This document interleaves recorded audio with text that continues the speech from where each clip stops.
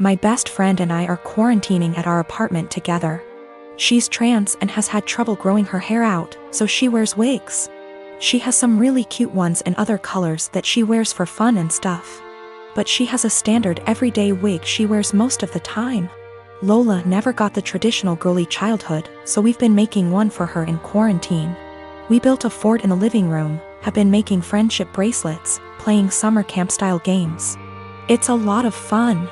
Last week, Lola mentioned to me that she wanted to start a quarantine diary so that she could document her experiences for future generations. I actually thought it was really cool, and then we got on the topic of journaling and I told her about my first diary. One of those flismy lock diaries that every girl had as a kid. We bought matching ones as part of our Give Lola Her Childhood Back crusade.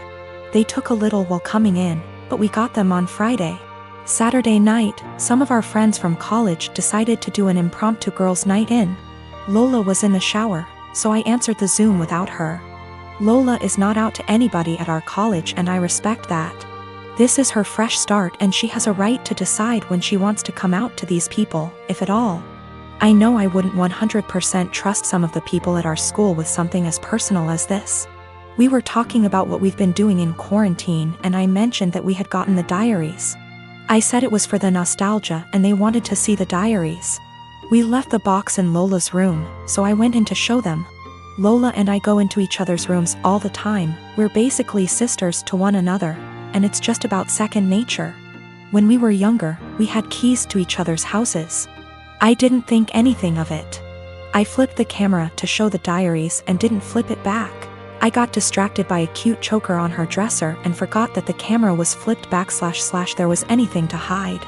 They knew Lola has worn wigs out to parties / the club / etc., but her everyday wig was right out in plain view, and one of our nosier friends asked what the new wig was.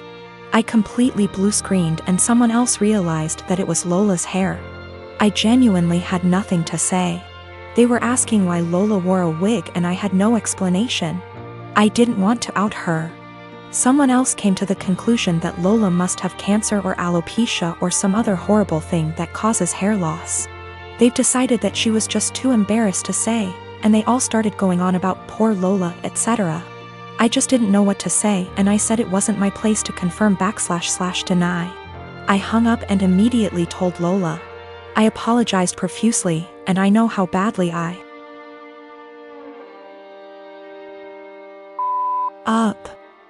I feel so guilty about it. But, understandably, she's upset. Now, she's being forced to decide whether or not to out herself. Lola, understandably, doesn't want to lie about having some serious disease and people are already trying to show support. At the same time, though, she doesn't want to have to come out. I don't know what to do. I want to support her, but she doesn't want to even see me right now. My sister Amanda never met her bio mom. My dad raised her alone until she was barely 1. My dad and my mom got married in 1992. Amanda knew that my mom wasn't her bio mother. She started pressuring my dad for information on her mom when she was around 17. My dad always gave her vague answers and refused to talk about her bio mom, which put a strain on their relationship. Enters our uncle and revealed the family secret. Apparently, Amy's mom wanted an abortion. She was 19. But my dad and his parents were able to bribe her. They offered her money if she followed up with the pregnancy. And she accepted. My grandparents sold one of their houses and gave her half of that money to Amy's mom when the pregnancy was viable. And the other half she received when she waived her parental rights over Amy to let my mom adopt her when she was 4. My uncle wasn't supposed to tell her that. My grandparents were furious. Amy stopped her crusade to meet her bio mom and her relationship with my dad went back to normal. Amy never mentioned her bio mom again. Dad got her into therapy after that. A month ago, Amy found out that she was pregnant. The pregnancy was an accident. She switched birth controls. The problem being, Amy is about to start her surgical residency and her hours are insane. It is basically impossible to raise a baby while working in that rhythm, so she wanted an abortion. The problem is that Mark, her fiancé, 6 years together, wanted her to keep the baby. It caused a big fight.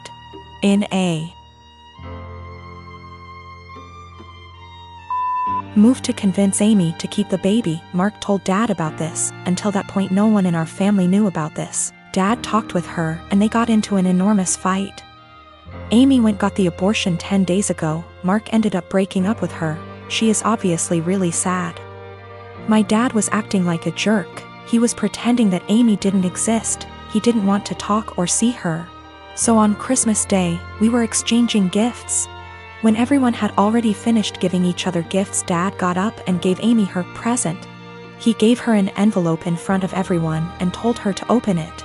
It was 3 pictures with something written on the back, a name, an address, and a phone number. Dad told her that he was tired of babying her, that this is a photo of her bio mom and her 2 sons. That was her bio mom address, and that he contacted her bio mom and she is willing to speak with Amy. He gave her Amy's number. Dad thinks that they will have a great relationship since they are so similar. Amy broke down crying. I ended up in a fight with Dad, called him a monster for doing that to her. He just said he was just tired and left. We ended up leaving and she spent the rest of Christmas crying on my shoulder. She is a mess since that. My younger brothers called me a Grinch for making a scene and ruining Christmas. My mom was silent during the whole thing. My parents have been giving me the cold shoulder since Christmas. I am a 35 years old female, a musician, playing gigs and at an orchestra as a violinist. Rehearsals just resumed, so orchestra is my main source of income. ATM. My sister, she's 26, is a social worker, working 3 days a week, so minimal income, but she adores her job. I live in a small 2-bedroom apartment, both rooms around 9-10 square meters. Using the second room as a practice room / storage for my instruments, 3 violins, 2 guitars, a digital piano, a small drum kit, and other stuff. 4 months ago my sister broke up with her BF and I offered her my spare room, temporarily. I moved most of my stuff to the living room so I could fit a small bed in there. Sis moved in, but she asked me to move more stuff to the living room. I moved pretty much everything sans the piano, to the point where the living room became uninhabitable. Then she started complaining about my violin playing, saying it gave her headaches. I told her I couldn't stop the daily practice without risking my only steady income. The arguments got worse. She told me to play only when she wasn't home, but with her work schedule I couldn't afford that. I tried switching to the electric violin, but even that can be pretty loud, so it didn't help. Several times I reminded her this was only a temporary arrangement, but she didn't seem to hear me. 2 weeks ago I arrived home to finding my piano in the bathroom, near water and humidity, because my sis needed the space for her new double bed. When I told her she can't SRSLY expect me to store my piano there, she said, "Yeah, you will just have to sell it, I guess."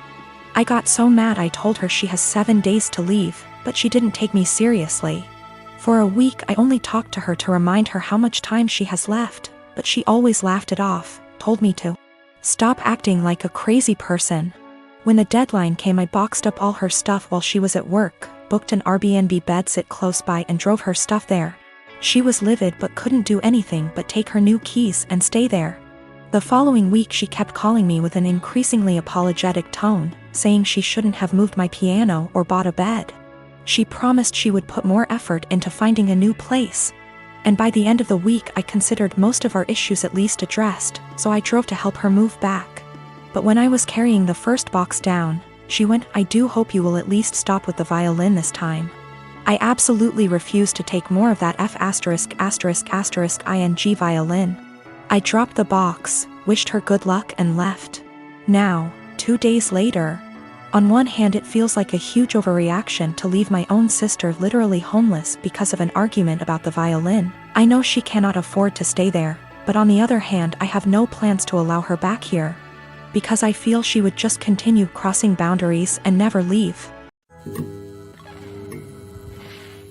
I've been with my wife for 2 years. She has a 21-year-old son. I have a 14-year-old daughter from my previous marriage. My late wife passed away in 2014. She left a few things for our daughter, including a gold jewelry set. Her mom was devastated she didn't get to gift the set to our daughter on her wedding day. I keep it in my closet since it's expensive and my daughter is too young to have it. I'll hopefully gift it to her on her wedding. We were sitting in the kitchen when my stepson was hesitant to ask me something. We're in good terms but have our fair share of arguments. He said his fiancée was taking something from his mother's and my closet, saw the jewelry set and liked it very much. He asked if he could borrow it so his fiancée can wear it at her cousin's wedding. I found this unacceptable. I told him his fiancée had no business being in the bedroom and that the jewelry isn't mine. It's for my daughter. He asked me if my daughter will agree to let him borrow it if he talked to her. I told him not to even talk about it again. He got all pissed and said things I do not remember. When he and his fiancée were at the wedding, I discovered that the jewelry set was gone. I told my wife and we looked all over the house. I called my stepson to tell him about calling the police because I really thought someone stole the set. He said there was no need, that he borrowed it and will return it after they get back from the wedding. I yelled at him and told him to come back with it right then. I kept calling him till 12 a.m. when he told me to stop calling and that he'd bring it in the morning. I couldn't sleep that night. I felt terrible. In the morning he showed up at 10 a.m. He didn't bring it and started stalling, saying he forgot he'd bring it the next day. At this point it was clear he gifted it to his fiancée and was stalling. I got so mad I told him I will be pressing charges if he doesn't return the set today. We got into an argument. My wife said his fiancée was the one who wanted the jewelry set. But he was the one who took it and it's not even mine, it's my daughter's, which made it worse. Because I'm responsible for whatever happens to it. His grandparents berated me after I told them this and got mad and defended him when I said that I will be pressing charges. He stole and needed to be responsible for his actions. He didn't respond to my final calls, so now I've given him one last chance, and it's over. I pressed charges today. They're saying calling the police was extreme and cruel. They're all convincing me to back down. He was replying to me sarcastically when I said I'd get the authorities involved, and he didn't take me seriously. His mom said she tried to talk to him, but I had enough of him stalling, hoping I'll just let it go, so he can make his fiancée happy. I feel like an irresponsible idiot. I can't even look at my daughter without feeling frustrated and infuriated. I'm hurt, but what's worse is that this is my daughter's property that I couldn't take care of. My wife allows them into the room, although I told her not to several times. They're not kids and there should be some boundaries.